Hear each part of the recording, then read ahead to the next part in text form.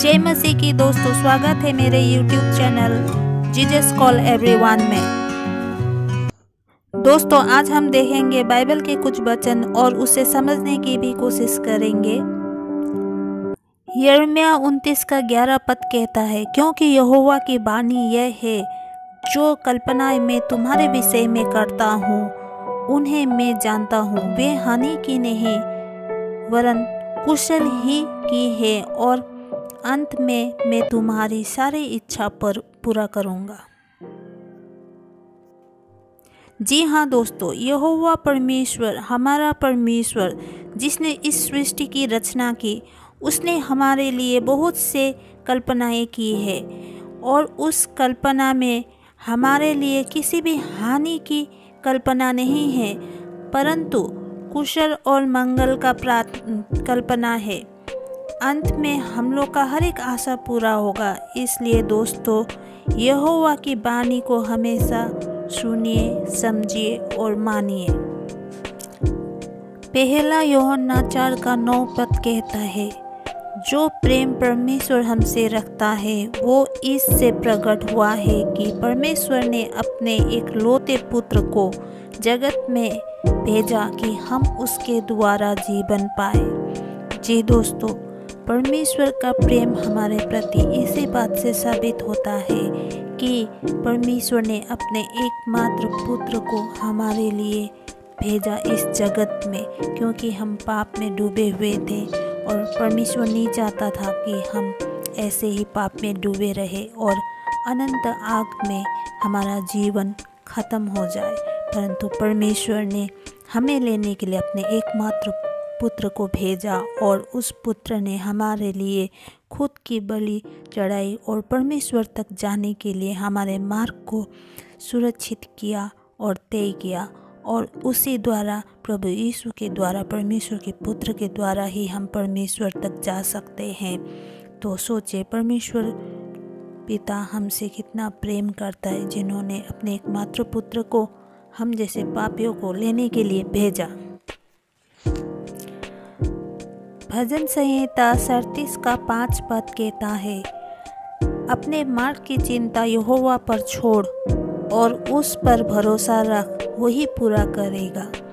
जी हाँ दोस्तों, अपने मार्ग में हमें भविष्य के किस रास्ते पे जाना है, अपनी मंजिल तक कैसे पहुंचना है, ये परमेश्वर पर छोड़िए। परमेश्वर ने हमारे लिए पहले से मार्ग तय करके रखा है। आपको सिर्फ परमेश्वर की आवाज़ को सुनने और पहचानने और उस पर अमल करने की ज़रूरत है, क्योंकि परमेश्वर को ऊपर भरोसा रखें कि उसने ज़रूर आपके लिए कुछ अच्छा सोचा है, और उस अच्छे सोचाई को अपने ऊपर होने दीजिए, क्योंकि वो परमेश्वर की इच्छा है। परमेश्वर की इच्छा के विरुद्ध कोई भी नहीं चल सकता है, और जो चलेगा वह अनंत आग में झोंक दिया जाएगा, क्योंकि हमारे मनों में सिर्फ पाप और अनीति आती है। हम परमेश्वर पर भरोसा करने से, यहोवा पर भरोसा करने से हम हमेशा एक अच्छे मार्ग में चल पाएंगे, और हम एक अच्छी उचित मंजिल तक पहुंच पाएंगे। इसीलिए सिर्फ और सिर्फ परमेश्वर पर भरोसा रखें। प्रेरित 2 अध्याय का 28 पद कहता है, तूने मुझे जीवन का मार्ग बताया है, तो मुझे अपने दर्शन के द्वारा आनंद से भर देगा। जी हाँ दोस्तों, परमेश्वर ने अपने भक्तों को जीने का सही तरीका दिया है। जीवन में जीने के लिए बहुत सारे मार्गदर्शन दिए हैं, और जो परमेश्वर के मार्गदर्शन को समझ कर चलता है उनका जीवन आनंद से भर जाता है, क्योंकि परमेश्वर ने कहा है कि हमारे जीवन को आनंद से भरने के लिए ही परमेश्वर ने हमें जीने के लिए मार्गदर्शन दिया है, जीवन का मार्गदर्शन दिया है। तो दोस्तों, हमें किसी को भी परमेश्वर ने इस संसार में दुख कष्ट झेलने के लिए नहीं, परंतु आनंद से जीने के लिए भेजा था। परंतु हम खुद परमेश्वर के आज्ञाओं का उल्लंघन करके पाप में पड़ के दुख को और मृत्यु को अपना लेते हैं। तो ये सहज है कि हमें परमेश्वर के मार्ग में, बताए हुए मार्ग में चलकर अपने जीवन में परमेश्वर के दर्शन को समझकर हमें अपने जीवन में आगे बढ़ना चाहिए, ताकि हमें जीवन में आनंद प्राप्त हो और परमेश्वर के एक संतान, अच्छे संतान, सच्चे संतान बनने में सहायता प्राप्त हो। मत्ती 5:9 अध्याय कहता है, धन्य है वे जो शांति कराने वाले हैं, क्योंकि वे परमेश्वर की संतान कहलाएंगे। जी दोस्तों, कई लोग होते हैं जो दूसरों के बीच में लड़ाइयाँ कराते हैं, अपने आसपास के माहौल में अशांति पैदा करते हैं। तो दोस्तों, ऐसा करना पाप है, क्योंकि परमेश्वर ने कहा है, धन्य है वो जो शांति कराते हैं। जी दोस्तों, हम परमेश्वर के जन हैं, हमें हमेशा शांति कायम रखना चाहिए और आसपास के लोगों से वाद विवाद में नहीं उलझना चाहिए, या किसी से भी हमें वाद विवाद में नहीं उलझना चाहिए। अगर आपके विपरीत किसी ने कुछ काम किया है तो आपको उसे क्षमा कर देना चाहिए, क्योंकि परमेश्वर कहते हैं कि ऐसे ही लोग परमेश्वर के संतान कहलाएंगे। प्रभु यीशु ने भी जब सूली पर चढ़े थे, तभी भी उन्होंने पिता परमेश्वर से प्रार्थना किया था, हे पिता, इन्हें क्षमा कर दे, क्योंकि ये नहीं जानते कि ये क्या कर रहे हैं। तो परमेश्वर प्रभु यीशु ने जगत में कभी भी उनको कुछ भी आरोप प्रत्यारोप पूछताछ किया गया, परंतु प्रभु यीशु ने कभी भी उस माहौल को अशांत नहीं किया, जबकि उन्होंने शांति कायम रखा। और इसीलिए आज हम परमेश्वर के पुत्र प्रभु यीशु को पूजते हैं। तो हम परमेश्वर के पुत्र हैं, प्रभु यीशु द्वारा उद्धार पाए हुए हैं। इसीलिए हमें अपने चरित्र, अपने व्यवहार में प्रभु यीशु को पहनना चाहिए, उनके स्वभाव को लेना चाहिए और परमेश्वर के दिए हुए 10 आज्ञाओं को मानकर चलना चाहिए और प्रभु यीशु की तरह आज्ञाकारी, शांत स्वभाव, क्षमाशील, प्रेम करने वाला बनना चाहिए। प्रभु यीशु को अनुसरण करना चाहिए, उनके पदों पर चलना चाहिए, तभी हम परमेश्वर के संतान कहलाएंगे। पहला पत्रस 3:13 अध्याय कहता है, यदि तुम्हें भलाई की धुन है तो तुम्हें हानि कौन पहुंचा सकता है। जी दोस्तों, अगर हम हमेशा प्रभु यीशु की तरह हर किसी की भलाई करें और भलाई करने की ही सोचें और अपने व्यवहार में भी भलाई करने के लिए ही आगे बढ़े, तो हमारा हानि इस संसार में कोई नहीं कर सकता है। जिसके शरीर में पाप हो, मन में पाप हो, उसमें शैतान आक्रमण करता है और उसके द्वारा एक अभलाई या हानि के काम से कईयों शैतानी दिमाग, शैतानी आत्मा उस शरीर में घुसता है और ना चाहते हुए भी अनेकों पाप हो जाते हैं। हम लोगों की हानियां करना शुरू कर देते हैं, खुद के जीवन को भी। दूसरों के हानि पहुंचाने का मतलब खुद के जीवन को हानि पहुंचाना, क्योंकि जो लोग हमेशा हानि करते हैं वे लोग अंत में जाकर एक अंधेरे खाई में गिर जाएंगे और उस आग में भी गिर जाएंगे जिसमें कोई भी नहीं निकल सकेगा। परमेश्वर हमें ये सबसे बचाना चाहता है, इसलिए हमें हमेशा दूसरों की भलाई के काम के बारे में सोचना चाहिए, भलाई के लिए सोचना चाहिए, ताकि हमारा हानि कभी भी कोई ना पहुंचा सके और परमेश्वर हमें सुरक्षा दे सके। क्योंकि हम पापी शरीर और पापमय मन के द्वारा परमेश्वर तक नहीं पहुंच पाएंगे, और जब तक नहीं पहुंच पाएंगे तब तक परमेश्वर हमारे लिए कुछ भी भलाई का काम नहीं कर पाएंगे। इसीलिए दोस्तों, भलाई की सोचो ताकि तुम्हें कोई भी हानि ना पहुंचाए। पहला पत्रस 3:11 अध्याय कहता है, बुराई में रुचि लेना छोड़ दे, परोपकार करे, मेल मिलाप का यत्न करे और इसी के लिए पीछा करे। जी दोस्तों, हमें हर बुरे काम और अपने व्यवहार से रुचि लेना, बुरी चीज़ों पे ध्यान रखना और उन चीज़ में रुचि दिखाना नहीं चाहिए। हमें हमेशा भलाई करना और मेल मिलाप करना, प्रेम से रहना, आपस में मिलकर जीना सीखना चाहिए, क्योंकि किसी के लिए हमेशा हमें पीछा करना चाहिए। हमें सबकी अच्छाई और हर किसी की भलाई के लिए सोचना चाहिए, ताकि हम परमेश्वर के संतान कहलाए।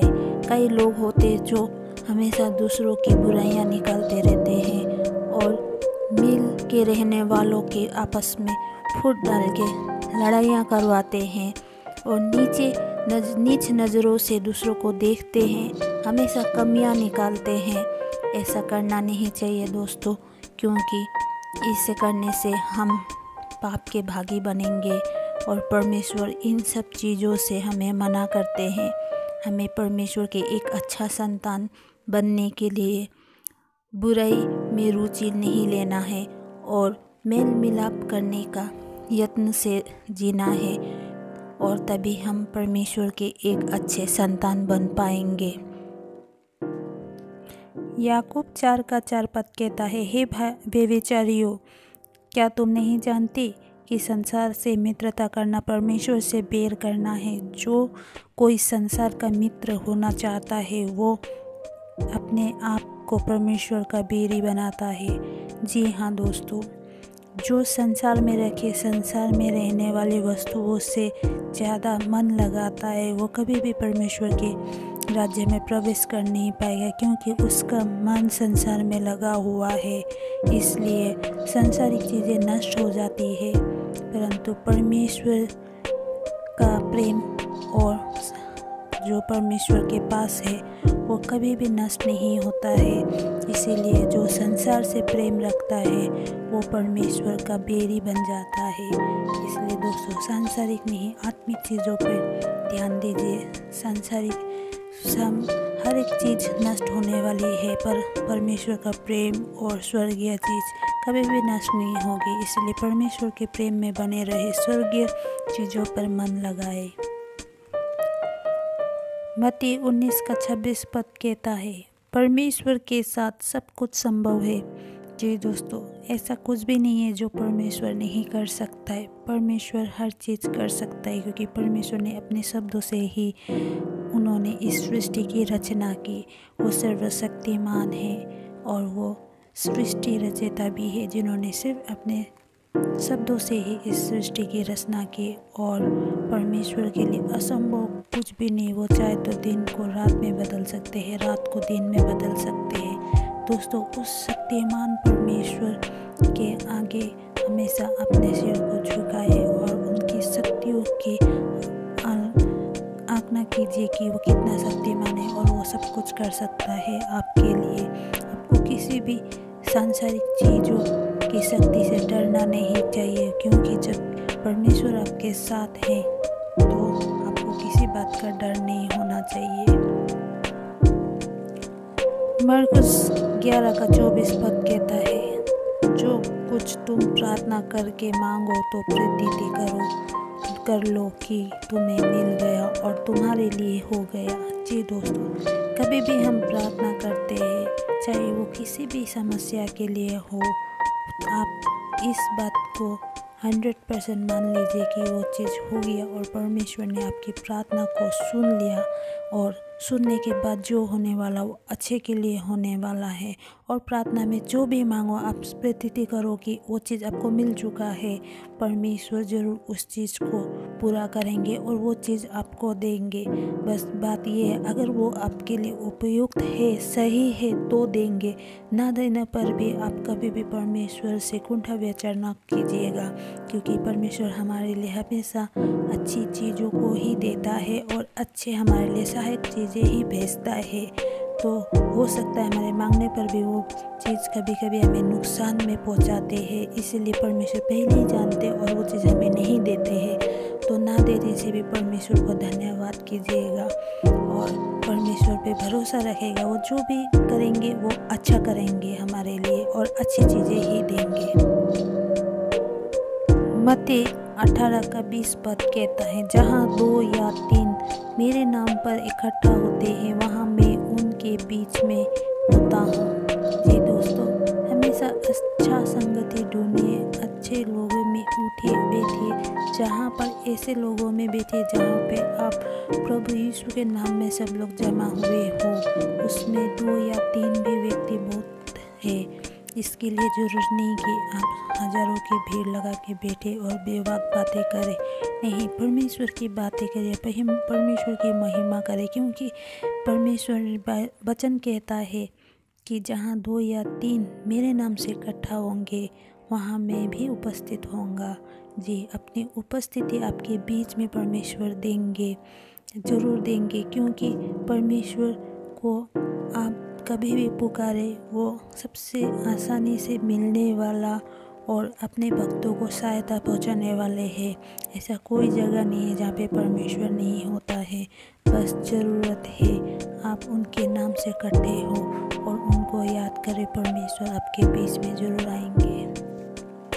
सब उपदेश 12 का 13 अध्याय कहता है, परमेश्वर का भय मान और उनकी आज्ञाओं का पालन कर, क्योंकि मनुष्य का संपूर्ण कर्तव्य यही है। जी हाँ, परमेश्वर हम मनुष्यों का सबसे पहला कर्तव्य है कि हम परमेश्वर का भय माने, उनसे डरे और हम उनके डर से कुछ भी ऐसा काम ना करें, ऐसा चीज़ ना करें जो परमेश्वर को पसंद नहीं है, और उनकी सब आज्ञाओं को मान कर चले। ये हम मनुष्यों का पहला कर्तव्य है और परमेश्वर हमसे सिर्फ यही चाहते हैं और कुछ नहीं चाहते कि हम उनकी संतान हैं। जिस तरह बच्चे अपने माता पिता से भय मानते हैं, वे बच्चे ज़रूर आगे जाके अपने भविष्य में सफल होते हैं। वैसे ही हमें मनुष्य होने के नाते परमेश्वर से भय मानकर और उनकी आज्ञाओं को मानकर चलना चाहिए, तो हमें भी जीवन में कभी भी असफलता का मुंह देखना नहीं पड़ेगा। भजन संहिता 65 का 9 अध्याय कहता है, तो भूमि की सुधि लेकर उसको सींचता है, तो उसको बहुत फलदायक करता है। जी दोस्तों, जब हम किसी भी जगह पे हम खेती करें या कुछ बीज उगाए, तो हम उस भूमि को देखते हैं कि यहाँ पे अच्छे से होगा या नहीं होगा। तो अगर वो भूमि उपजाऊ है तो हम उस बीज को लगाते और वो बीज अच्छे से फलता भी है और फूलता भी है। इसी तरह परमेश्वर भी हमें अधिक फलवान बनाएंगे, क्योंकि परमेश्वर हमारे हर एक कर्म से हमें पहचानेंगे कि हम कैसे हैं, और परमेश्वर हमें अधिक फल देने वाला वृक्ष बनाएंगे। तो हमेशा परमेश्वर की आज्ञाओं पर चलने से परमेश्वर हमें परखेंगे और हमें भी फलवंत करेंगे। भजन संहिता 46 का 1 पद कहता है, परमेश्वर हमारा शरण स्थान है और बल है, संकट में अति सहज से मिलने वाला सहायक है। जी दोस्तों, परमेश्वर ही हमारा असली गढ़ है, जहाँ पे हम अनंत जीवन के लिए जाकर रह सकते हैं, और हमारा जो बल है, हमारा शक्ति है, वो भी परमेश्वर ही है। और पिता परमेश्वर ऐसा है कि हर संकट के समय आप चाहे किसी से भी मदद मांगो, आपको फट से उपलब्ध नहीं होगा, लेकिन परमेश्वर ऐसा है जो आसानी से हमें संकट से निकालता है और सहायता देता है। हमारे कभी भी परमेश्वर को पुकारने पर सहायता मुसीबत के समय परमेश्वर ने कभी भी मुंह नहीं मोड़ा है। हमेशा उस समस्या और उस मुसीबत से परमेश्वर ने हमें निकाला है। मत्ती 9 का 13 पद में प्रभु यीशु मसीह ने कहा है, क्योंकि मैं धर्मियों को नहीं परंतु पापियों को बुलाने आया हूँ। जी दोस्तों, परमेश्वर ने हम पापियों को बुलाने आया है, और परमेश्वर ने हम पापियों को ही लेने के लिए प्रभु यीशु मसीह को बुलाया, क्योंकि हम पापमय होकर परमेश्वर के पास नहीं जा सकते हैं। इसीलिए उन्होंने अपने पुत्र को भेजा, और उस पुत्र ने हमारे बलिदान से, अपने लहू से हम पापियों का पाप धो करके परमेश्वर पिता तक जाने के लिए रास्ता बनाया, ताकि हम पिता परमेश्वर के साथ के सुरक्षित रह सके। परमेश्वर का प्रेम कितना महान है जो हम पापियों को बुलाता है। क्योंकि आप कहीं भी देखिए, अगर हमारी छोटी भी गलती हो तो हमें कोई नहीं अपनाता, परंतु परमेश्वर ने हमें हमेशा अपने गले से लगाया, यहाँ तक कि हम जैसों के लिए अपना पुत्र तक को दिया। क्योंकि परमेश्वर एक सच्चा पिता है जो कभी भी हमें दुत्कारता नहीं है, बल्कि हमें अपने साथ लेने के लिए हमेशा अपना हाथ बढ़ा के रखते हैं। भजन संहिता 126 का 5 अध्याय कहता है, जो आंसू बहाते हुए बोते हैं वे जय जयकार करते हुए लवने जाएंगे। जी हाँ दोस्तों, हर इंसान जो इस संसार में रह के पिता परमेश्वर के नाम से, प्रभु यीशु क्रिस्त के नाम से दुख भोग रहे हैं, वो कभी भी विचलित ना हो। क्योंकि पिता परमेश्वर कहते हैं, जो आंसू बहा के बोते हैं वो जय जयकार करते हुए काटते हैं। आज हमें इस संसार में कभी कितना भी कष्ट हो, प्रभु यीशु मसीह के नाम से या पिता परमेश्वर के नाम से हमें कितनी भी हिंसा करे लोग, किंतु हम दिन रात रोते हैं और उनके लिए प्रार्थना करते हैं। और परंतु हमें जब अनंत का समय आएगा, उस समय पिता परमेश्वर हमें ले जाएंगे और हम ही होंगे जो खुशी खुशी इस संसार से एक दूसरे संसार में प्रभु यीशु के द्वारा हम जाएंगे और जयवंत होंगे और खुशी से अपना फसल काट सकेंगे। नीति वचन 17 का 20 अध्याय कहता है, जो मनुष्य कुटिल हृदय का है वो कभी भी सफल ना होगा। कुटिल वचन बोलने वाला विपत्ति के गड्ढे में गिरता है। जी हाँ दोस्तों, हमेशा मनुष्य जो कूटनीति करते हैं, दूसरों को खाई में गिराने के या बुराई के बारे में सोचते रहते, दूसरों को फंसाने या विपत्ति में डालने के बारे में सोचते हैं और लोगों को मन दुखाने वाला शब्दों को प्रयोग करते हैं, नीचे दिखाने वाला शब्दों का प्रयोग करते हैं, जो लोगों के बारे में भलाई नहीं सोचते हैं।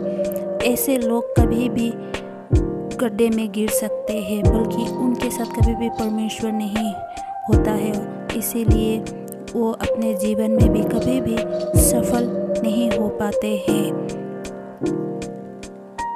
भजन संहिता 139 का 2 अध्याय कहता है, तू मेरा उठना बैठना जानता है और मेरे विचारों को दूर ही से समझ लेता है। जी दोस्तों, परमेश्वर हम कहाँ उठ रहे, कहाँ बैठ रहे और हमारे अंदर क्या चल रहे वो सब जानते हैं। इसीलिए हम परमेश्वर से कुछ भी छुपा नहीं सकते। अगर हमारा हृदय में पाप हो और बुरी बातें हैं, बुराई सोचते हैं और हम सोच रहे हमें किसी ने नहीं देखा, नहीं दोस्तों, जो फल देने वाला है वो परमेश्वर है और वो परमेश्वर आपके अंदर की बातों को भी जानता है। इसीलिए हमें कभी भी अंदर से हो बाहर से हो कभी भी ऐसा बुरा विचार अपने मन में नहीं लाना चाहिए। और परमेश्वर भलाई करने वाला, वो हमें प्रतिफल कभी भी नहीं देगा ऐसे विचार करने वालों को।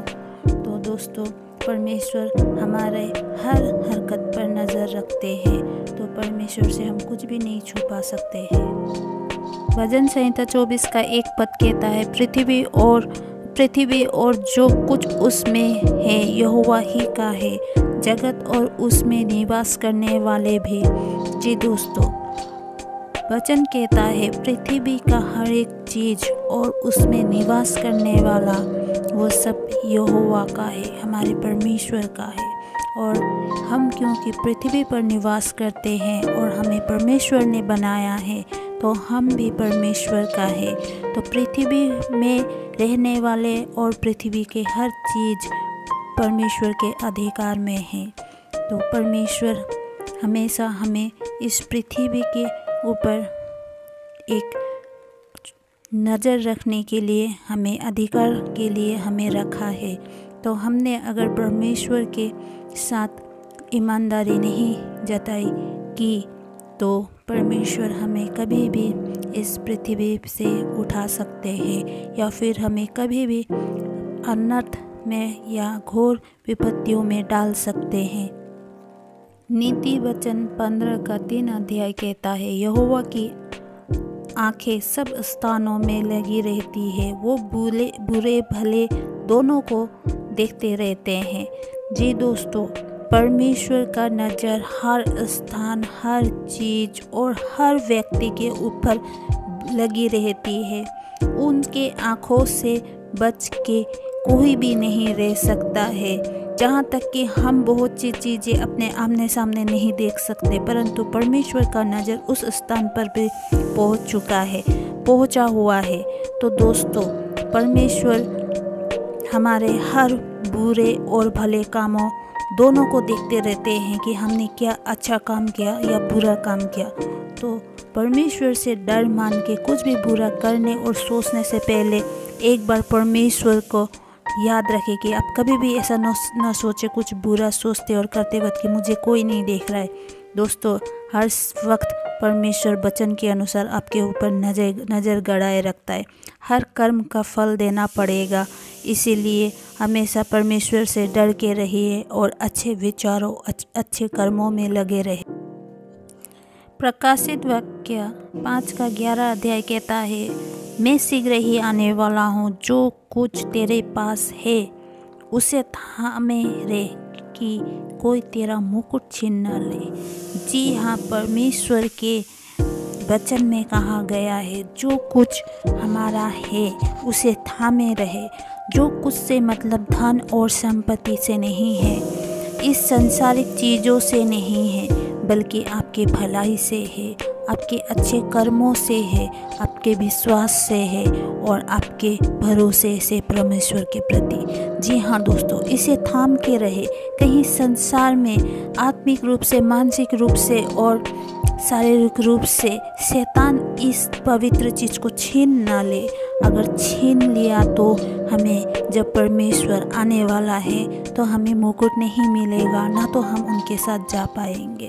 तो दोस्तों, हमें अपनी ये आत्मिकता, हमें धार्मिकता, हमारा विश्वास, हमारा भरोसा परमेश्वर के प्रति, इसे और हमें हमारा अच्छा कर्म, हमारा अच्छा सोचाई, इसको थाम के रखना है, ताकि ये चीज़ें हमसे कभी भी कोई छीन ना सके। चाहे कितनी भी परेशानी, संकट, घटी, कमी कुछ भी हो, हमें इस चीज़ को थाम के रखना है। भजन संहिता 40 का 4 पद कहता है, धन्य है वो मनुष्य जो प्रभु पर भरोसा करता है, जो अभिमानियों का मुंह नहीं ताकता, जो झूठ के उपासकों का साथ नहीं देता है। जी हाँ दोस्तों, आज हम परमेश्वर हमें कह रहे हैं कि वो मनुष्य धन्य है जो प्रभु पर भरोसा करते हैं और कभी भी कोई अभिमानी व्यक्ति, धनवान व्यक्ति की तरफ वो भरोसा लगाए आँख नहीं देखते, राह नहीं देखते और झूठ बोलने वालों का साथ नहीं देते हैं। तो दोस्तों, आज कितने सारे विश्वासी ऐसे हैं जो विश्वास के मार्ग से भटक कर अपने जीवन को यापन कर रहे हैं और दुख और समस्या और कष्ट से घिरे हुए हैं। तो दोस्तों, कभी भी ऐसा नहीं करना चाहिए। कभी भी सांसारिक चीज़ों पर मन और ध्यान लगाओगे तो कभी भी संसार में सुखी नहीं बनोगे, ना तो तुम्हें वो सभी सुविधाएं उपलब्ध होगी जो तुम्हारे लिए अति आवश्यक है। दोस्तों, इसीलिए परमेश्वर ने हमें पहले से चेतावनी दे रखी है कि झूठ बोलने वालों के साथ और घमंड करने वालों के मुँह ताकना और झूठ बोलने वालों का साथ कभी हमें हाँ नहीं मिलाना चाहिए। सिर्फ और सिर्फ कुछ भी हो, कैसे भी समस्या और परिस्थिति हो, परमेश्वर पर भरोसा रखना चाहिए। मत्ती 5 का 14 से 16 अध्याय कहता है, तुम जगत की ज्योति हो, जो नगर पहाड़ पर बसा हुआ है वो छिप नहीं सकता, और जो दिया जलाकर पैमाने के नीचे नहीं परंतु दीवट पर रखते हैं, तब उससे घर के सब लोगों का प्रकाश पहुँचता है। उसी प्रकार तुम्हारा उजियाला मनुष्य के सामने ऐसा चमके कि वे तुम्हारे भले कामों को देखकर तुम्हारे पिता की जो स्वर्ग में है बड़ाई करे। जी हाँ दोस्तों, हर एक विश्वासी जगत का एक ज्योति है, दीपक है। और हर एक विश्वासी का व्यवहार या फिर हर एक विश्वासी का अच्छा कर्म ऐसा होना चाहिए कि उस कर्मों को, उस पहनावे के, उस बोलने के ढंग को, उस आचरण को देखकर लोग उस उजाले में आए कि ये मसीह है जिसका अति अच्छा व्यवहार है। और उस रोशनी में आके वो भी परमेश्वर पिता में विश्वास करे और उसमें आगे बढ़े कि मसीह लोग ऐसे हैं, क्योंकि हम अपने अच्छे कर्मों से दुनिया में चमक सकते हैं और उस चमक की रोशनी में बहुत लोग आ सकते हैं कि इससे हमारे परमेश्वर की महिमा होगी, हमारे द्वारा हमारे परमेश्वर की महिमा होगी। तो परमेश्वर की आशीष तुम्हारे साथ हमेशा बने। कभी भी लोग दिया को जला के अंधेरे कोने में नहीं रखते हैं, क्योंकि हमें उस दिए की रोशनी की ज़रूरत होती है। उस रोशनी को प्राप्त करने के लिए हम किसी ऊंचे स्थान में रखते हैं, ताकि उस दिए की रोशनी सब पर पड़े, पूरे घर को उजाला करे। तो एक विश्वासी अगर अपने अच्छे कर्मों के कारण जाना जाता है, तो उस पूरे स्थान में वो सबसे ऊंचे स्थान में रह कर उस सबको रोशनी में ला सकते हैं। परमेश्वर का प्रचार हमारे व्यक्तित्व से भी होता है, तो हमें अपना व्यक्तित्व और आचरण हमेशा अच्छा बनाकर रखना चाहिए, ताकि हम भी इस जगत में ज्योति बनकर, परमेश्वर का ज्योति बनकर चमक सके।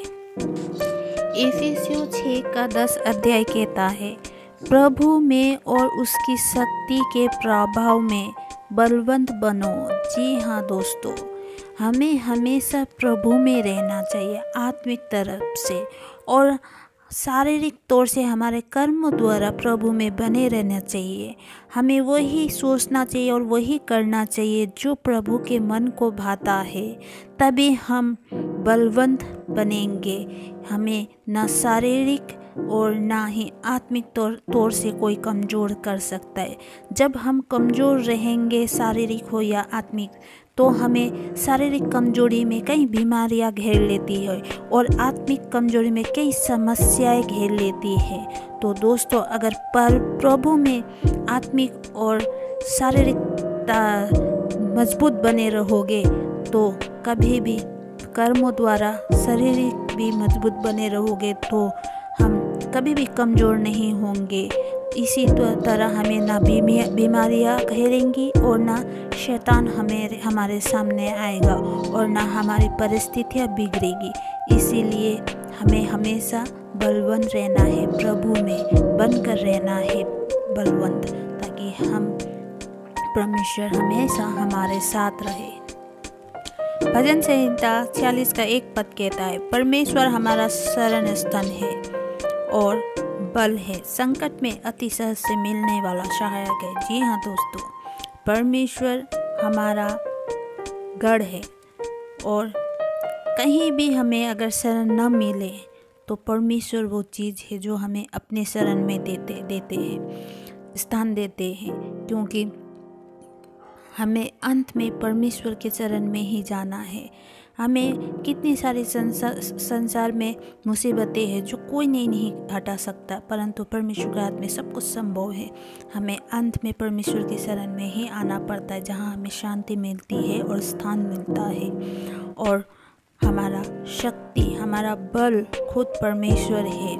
और संकट के समय, मुसीबत के समय, समस्या के समय बहुत ही आसानी से ये हमें मिलती है परमेश्वर, जो हमें सहायता करते हैं। जबकि इस परमेश्वर को पुकारने से हम कहीं भी पुकारे, कहीं भी जाए, जब भी परमेश्वर को पुकारे, परमेश्वर हमेशा किसी न किसी तरह हमें सहायता देते हैं और हमें मदद करते हैं और अपने शरणों में शरण देते हैं। नीति वचन 28 का 20 पद कहता है, सच्चे मनुष्य पर बहुत आशीष होते हैं। जी हाँ दोस्तों, जो इंसान अपने मुंह से झूठ का प्रयोग नहीं करता और ना तो वो बुराइयों पर बोलता है और ना झूठी गवाही देता है। उस मनुष्य को हमेशा परमेश्वर बहुत सारे आशीर्वाद देते हैं और परमेश्वर आशीषों से भर देते हैं।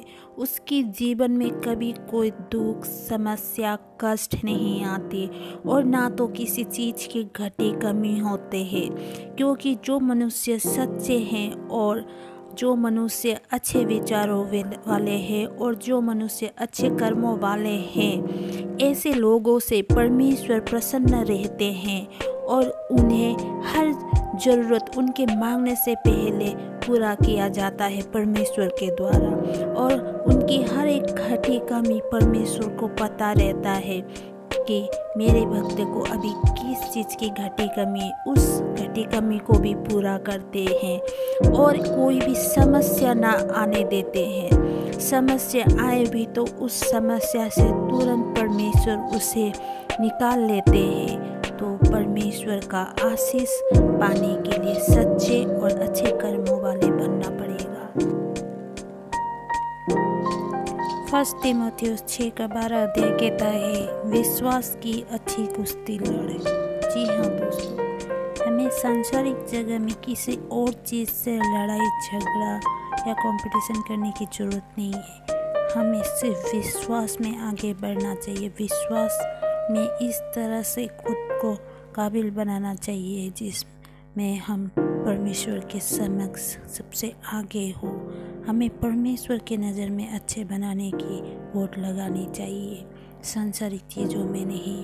परमेश्वर के प्रति विश्वास और भरोसे में आगे निकलने की कुश्ती करनी चाहिए, न कि सांसारिक चीज़ों को पाने की कुश्ती लड़नी चाहिए।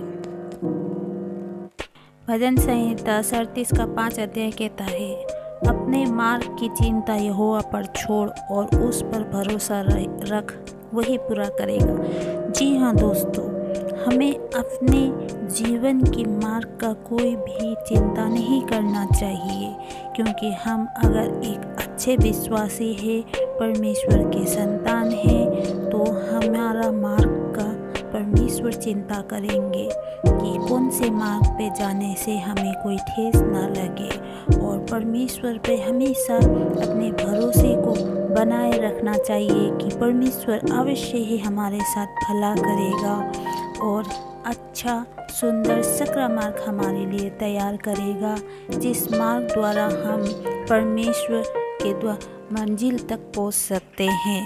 तो दोस्तों, हमें अपने मार्ग की चिंता नहीं करनी चाहिए, परंतु परमेश्वर पे भरोसा रखना चाहिए और वही हमारे मार्ग को पूरा करेगा। तो दोस्तों, हमेशा परमेश्वर पर भरोसा बनाए रखें। जॉन 15:7 कहता है, यदि तुम मुझ में रहो और मेरी शिक्षा तुम में बनी रहती है तो चाहे जो मांगो वो तुम्हारे लिए हो जाएगा। यस दोस्तों, यदि हम परमेश्वर के विश्वास, अनुग्रह और आशीष में बने रहे और उनके अच्छे संतान बने, तो परमेश्वर ने कहा है हम जो मांगेंगे वो परमेश्वर हमें देंगे। तो परमेश्वर के एक अच्छे संतान और विश्वासी बनकर रहिए और परमेश्वर पर हमेशा अपने भरोसे को कायम रखें, इससे कभी ना डगमगाए। तो परमेश्वर जरूर आपकी हर एक मांग और चाहत को परमेश्वर पूरा करेंगे। यशायाह 30:18 क्या ही धन्य है जो उस पर आशा लगाए रहते हैं। जी हाँ दोस्तों, हमें संसार के किसी भी इंसान पर आशा नहीं लगाना चाहिए। धन्य वो है जो परमेश्वर की युक्तियों पर आशा लगाए रखते हैं, जो परमेश्वर के न्यायों पर आशा लगाए रखते हैं, जो परमेश्वर के उत्तर का आशा लगाए रखते हैं, वे लोग धन्य हैं। हम कई बार हम आशाओं में भटक जाते हैं और परमेश्वर के बजाय किसी और से आशा लगाना शुरू कर देते हैं कि ये हमारे लिए ये करेगा वो करेगा। जी नहीं, परमेश्वर परमेश्वर पर अगर विश्वास ही हो और भरोसे पे हो तो सिर्फ और सिर्फ परमेश्वर पर आशा लगा कर रखिए। नीति वचन 17 का 22 अध्याय कहता है, मन का आनंद अच्छी औषधि है। जी दोस्तों, हमें हमेशा मन में आनंदित रहना चाहिए, क्योंकि हमारा स्वामी जो परमेश्वर पिता है हमारा रखवाला है, और वो हर वक्त, हर समय, हर स्थान हमारे साथ है। इसीलिए कभी दुखी ना हो, आनंद में रहे, क्योंकि सर्वशक्तिमान परमेश्वर जो सब कुछ कर सकता है वो हमारे साथ है। उनके आगे संसार की कोई भी चीज कुछ भी नहीं है, वो हमारे लिए सब कुछ कर सकता है। तो सर्वशक्तिमान परमेश्वर जब हमारे साथ है तो हमें किसी भी चीज़ से दुखी नहीं रहना चाहिए, हमेशा आनंद में रहना चाहिए। मैंने तेरा अधर्म दूर किया है और तुझे सुंदर वस्त्र पहना देता हूँ। जकरिया 3 का 4 अध्याय कहता है। जी हाँ दोस्तों, हमारे अधर्म को, हमारे पापमय जीवन को, हमारे दूषित शरीर को प्रभु यीशु ने अपने लहू के द्वारा, अपने बलिदान के द्वारा क्रूस पे बलिदान करके हमें शुद्ध किया है। हमारे पापमय शरीर को धोया है, हमारे पापों को धोकर हमें पवित्र किया है। और वे कहते हैं कि हमें वे सुंदर वस्त्र पहना देता हूँ। ये यीशु मसीह ने हमारे पापमय शरीर को, दूषित शरीर को अपने लहू से धोकर हमें पवित्र किया है और हमें एक सुंदर नया जीवन दिया है। मत्ती 15 का 11 पद कहता है, जो मुख में जाता है वो मनुष्य को अशुद्ध नहीं करता, पर जो मुंह से निकलता है वही मनुष्य को अशुद्ध करता है। जी हाँ दोस्तों, हम लोग अक्सर खाने पीने की चीज़ों को लेके मनुष्य को दूषित कहते हैं, परंतु जो चीज़ आपके गले से उतर जाए वो कभी भी दूषित नहीं हो सकता है, परंतु आपके मुंह से जो निकलता है वही आपको दूषित करता है। और आपके मुंह से जो निकलता है उसी के द्वारा आपके व्यक्तित्व की पहचान होती है। तो दोस्तों, हमें मुंह से हम क्या निकलते, अपने बात को, अपने बोलने के ढंग को, अपने विचार को, अपने बातचीत करने के ढंग को, तो इसको शुद्ध करना चाहिए, क्योंकि इसी से मनुष्य शुद्ध और अशुद्ध घोषित होता है। क्योंकि मनुष्य के अंदर जो होता है अपने बातों के द्वारा उसी को निकालते हैं। तो दोस्तों, अगर आप अच्छा निकलोगे तो शुद्ध और खराब निकलोगे तो अशुद्ध होगे। खाने की चीज़ों को लेके कभी भी किसी के व्यक्तित्व का पहचान न करें। यूहन्ना 15 का 18 अध्याय कहता है, यदि संसार तुमसे बैर रखता है तो तुम जानते हो कि उसने तुमसे पहले मुझसे बैर रखा है। जी हाँ दोस्तों, अगर आप एक अच्छा विश्वासी संतान है और परमेश्वर के पुत्र पुत्री है और एक अच्छे भरोसेमंद इंसान है और अच्छे कर्मों वाले इंसान है और परमेश्वर को आज्ञा मानने वाला इंसान है और परमेश्वर से भय रखने वाले इंसान है, और आपसे संसार के लोग बैर रखते हैं, दुश्मनी की भावना, लड़ाई झगड़े की भावना रखते हैं, या फिर वो आपसे जलते हैं, तो आप बिल्कुल भी चिंता ना करें, क्योंकि वो आपसे नहीं परमेश्वर से बैर रखते हैं, परमेश्वर से जलते हैं, परमेश्वर से दुश्मनी की भावना रखते हैं। वो परमेश्वर के साथ भेदभाव करते हैं। तो आप इस बात से कभी भी दुखी ना हो कि अगर संसार के लोग आपसे ऐसे व्यवहार करते हैं तो आप हमेशा परमेश्वर में बने रहे।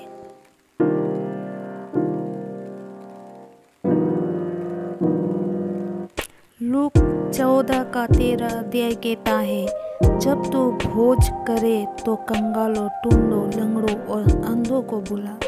जी हाँ दोस्तों, हम अक्सर घर में किसी भी समारोह में लोगों को बुलाते हैं, अपने बराबरी को लोग बुलाते हैं और उन्हें भोजन करते हैं, या फिर हमसे भी ऊंचे ओहदे लोगों को बुलाते हैं और उन्हें पूछ पूछ कर पेट भर भोजन कराते हैं, जबकि वो लोग पहले से पेट भरे हुए इंसान होते हैं, उन्हें खाने पीने की कुछ कमी नहीं होती, फिर भी हमें उन्हें पूरे आदर और संस्कार के साथ बुलाकर पेट भर के भोजन कराते हैं। परंतु दोस्तों, इसकी बजाय क्या हमें किसी लंगड़े, टुंडों, अंधों को बुलाकर, भूखों को बुलाकर भोजन नहीं कराना चाहिए? क्या वे एक टाइम भी अगर अच्छे से पेट भर के भोजन करेंगे, उनके दिल से हमारे लिए दुआएं नहीं निकलेगी? तो दोस्तों, क्या उचित नहीं कि हम उन लोगों को बुलाकर भोजन कराएं? यिर्मयाह 31:17 कहता है, अंत में तेरी आशा पूरी होगी, यहोवा की यह वाणी है। जी हाँ दोस्तों, परमेश्वर के भरोसे और विश्वास में बने रहे, क्योंकि अंत में विश्वासियों की हर एक आशा पूरी होने वाली है और विश्वासी की हर एक प्रार्थना को सुनी जाने वाली है और विश्वासियों को धर्म के मार्ग पर एक सुंदर स्थान में प्रवेश मिलने वाला है। इसीलिए परमेश्वर पर बने रहे, विश्वास और भरोसे में बने रहिए। भजन संहिता 125 का एक पद कहता है, जो यहोवा पर भरोसा रखते हैं वे सिय्योन पर्वत के समान हैं। जी हाँ दोस्तों, परमेश्वर पर भरोसा रखने वाले लोग सिय्योन के पर्वत की तरह है, जो अति पवित्र है और उसमें कुछ भी अशुद्ध आत्मा, अशुद्ध चीजें और कुछ भी घटी कमी नहीं है। जी हाँ दोस्तों, तो क्या हमें कोशिश नहीं करनी चाहिए कि हम भी सिय्योन के पर्वत की तरह बने, परमेश्वर के ऊपर भरोसा रखकर? व्यवस्था विवरण 7 का 15 पद कहता है, यहोवा तुझसे सब प्रकार के रोग दूर करेगा। जी हाँ दोस्तों, परमेश्वर पर भरोसा और विश्वास में बने रहे और आपके शरीर में कुछ भी रोग, बीमार, कमजोरी है, परमेश्वर आपके सब रोगों को दूर करेगा, क्योंकि परमेश्वर का वचन एक जीवित वचन है। ये आकाश और पृथ्वी टल जाएगा, लेकिन परमेश्वर का वचन कभी नहीं टलेगा और ये सत्य और जीवित वचन है, जो हर वक्त, हर समय परमेश्वर हमारे लिए करते रहता है। आप अपने जीवन में इसका अनुभव कर सकते हैं कि परमेश्वर कब कब आपके साथ रहते हैं। तो इसीलिए दोस्तों, परमेश्वर पर भरोसे में बनते रहे। यशायाह 53 का 5 पद कहता है, उसके कोड़े खाने से हम चंगे हो जाएंगे। जी हाँ दोस्तों, प्रभु यीशु के कोड़े खाने के कारण हमें चंगाई मिली है। प्रभु यीशु ने कोड़े खाकर आज से हजारों साल पहले हमें चंगाई दे चुकी है। आज जो भी हमारे शरीर में रोग, बीमारी या तो शैतान की तरफ से परीक्षा के लिए है, या फिर परमेश्वर पे विश्वास और भरोसे की कमी के लिए है।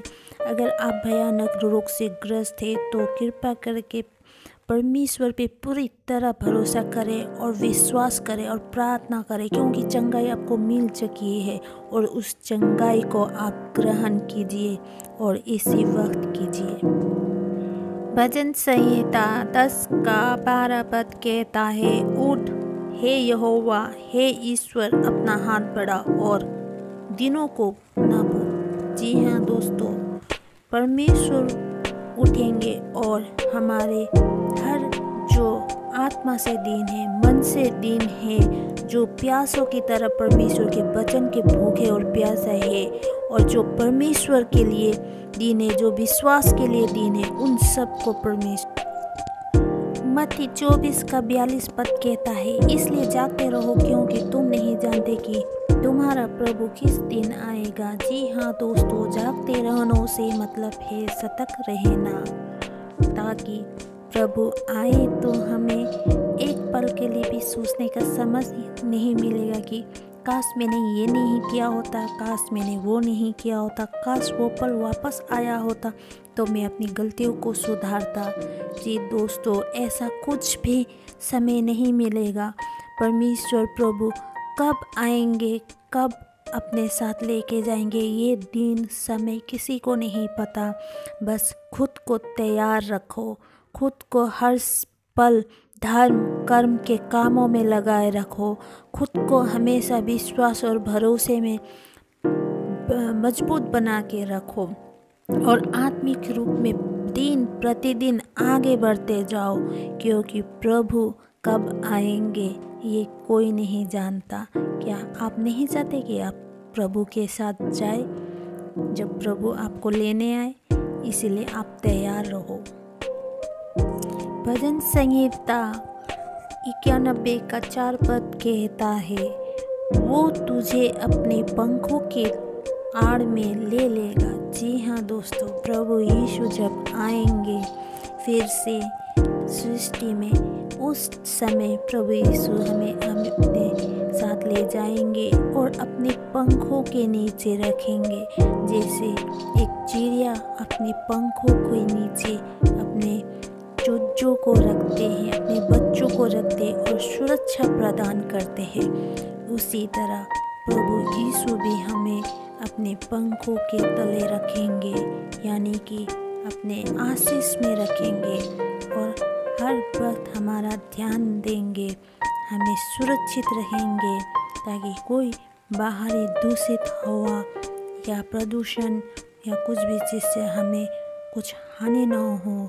इसलिए संसार की दुखों, समस्याओं, मुसीबतों से बचाने के लिए प्रभु यीशु क्रिस्ट हमें अपने पंखों के तले रखेंगे, उसके अच्छे संतान बन के रहेंगे। तभी वचन कहता है, तेरा सारा वचन सत्य ही है और तेरा एक एक धर्ममय नियम सदा काल तक अटल है। जी हाँ दोस्तों, परमेश्वर का एक एक वचन सत्य है और परमेश्वर का एक एक धर्म का नियम सदा काल तक अटल है। मतलब वो कभी नहीं मिट सकता, वो आदि से अंत तक भी अटल है, वो कभी नहीं हटेगा, कभी नहीं बदलेगा और कभी नहीं मिटेगा। तो दोस्तों, परमेश्वर का वचन, एकमात्र हमारा परमेश्वर का वचन, जो वचन हमें बाइबल में पढ़ने को मिलता है, वो सत्य वचन है और उनमें लिखे हुए हर एक धर्म के नियम भी सत्य और अटल है। वो कभी मिट ना पाएगा और कभी भी टल नहीं पाएगा। हर चीज़ उसमें का पूरा होने वाला है और होकर रहेगा। भजन संहिता 91 का 11 पद कहता है, वो अपने दूतों को तेरे निम्ति आज्ञा देगा कि जा, हाँ कहीं तू जाए वो तेरी रक्षा करे। जी दोस्तों, देखिए ये वचन कितना सुंदर है, जो परमेश्वर हमसे वादा कर रहे हैं कि वो अपने दूतों को आज्ञा देंगे कि हम जहाँ जाए वो हमारे साथ रहे और हमें सुरक्षा प्रदान करे और हमारी रक्षा करे, हमें मुसीबत से पड़ने से बचाए, हमें गड्ढों में न पड़ने दे, हमें किसी आग में न पड़ने दे, हमें किसी नदी में न डूबने दे, हमें कोई घटी कमी न हो, हमें कोई समस्या ना आए, कोई सांसारिक उलझनों में हम न पड़े। सब चीज़ में वो रक्षा करेगा, क्योंकि वो स्वर्ग का दूत है। ये सांसारिक बॉडी गार्ड की तरह नहीं, ये स्वर्ग का दूत है जो हमारे लिए परमेश्वर सुरक्षा के लिए हमें हमारे पास भेजने वाले हैं, क्योंकि हम परमेश्वर के अच्छे संतान बनेंगे। इसीलिए तो दोस्तों, अगर परमेश्वर इतना कुछ हमें सुरक्षा से लेके हर एक चीज़ से लेके हमें देने को तैयार है, तो क्या हमें परमेश्वर के अच्छे संतान बनने का कोशिश नहीं करना चाहिए? जी हाँ दोस्तों, हम गलत लोगों से मांगते, गलत लोगों के भरोसे और विश्वास में रहते, गलत लोगों पर आशा लगाते, पर सच्चा तो सिर्फ और सिर्फ परमेश्वर, जो हमारे सब कुछ कर सकता है। दोस्तों, वचन को सुनने के लिए धन्यवाद। पिता परमेश्वर का प्रेम और आशीष सबके साथ बना रहे। आमीन। दोस्तों, मेरा मकसद यही है कि मैं आपको बाइबल की कहानियाँ सुनाती हूँ और बाइबल के वचन के वचन को बोलती हूँ और कभी कभी बाइबल के वचनों को मतलब भी समझाने की कोशिश करती हूँ। दोस्तों अगर मुझसे कुछ गलती हुई है तो आप मेरे गलतियों को सुधार सकते हैं। और मेरा मकसद सिर्फ है कि नए विश्वासी और जितने भी अविश्वास में हैं उन लोगों तक बाइबल का सही मकसद पहुंचाना, क्योंकि बाइबल सच्चा है और इससे अवगत हमें कराना चाहिए। और जो लोग बाइबल समझने में बहुत कठिन समझते हैं उन लोगों तक वचनों को समझाने और उन तक पहुंचाने का और उसके सही अर्थों को समझाने की कोशिश करती हूँ। सुनने के लिए धन्यवाद और सबके साथ पिता परमेश्वर का प्रेम बना रहे। आमीन।